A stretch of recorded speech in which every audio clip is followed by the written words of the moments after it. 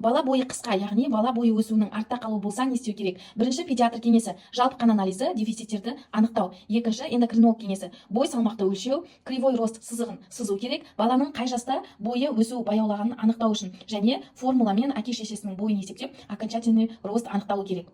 Екінші ТТГ, свободный Т4, свободный Т3, яғни қалқанша без гормондарына анализ тапсыру керек. Себебі гипотиреозда бала бойы өсуінің артта қалуына алып келеді. Анализге қарай қалқанша безге қажет витаминдер немесе көрсеткішпен гормон тағайындалынады. Кейбір жағдайларда бұл жүйедегі өзгеріске қарай көрсеткішпен ИФР1 анализін тапсыру керек болады және костный возрастты анықтау керек болады. Костный возрастты анықтау үшін баланың активті емес қолы, яғни бала оң қолмен жазатын болса сол қолмен жазатын болса оң қолын лучезапьестный суставты рентгенге түсіріп костный возрастты анықтау керек. Ары қарай көрсеткішпен гормон росты анықталады. Қазіргі балаларда анемия және гипотиреоз жиі кездесіп жатыр. Сондықтан сіздің балаңызда да сондай өзгеріс болса міндетті түрде дәрігерге қаралыңыз. Себебі зона роста жабылып қалғаннан кейін бала бойы өспейді.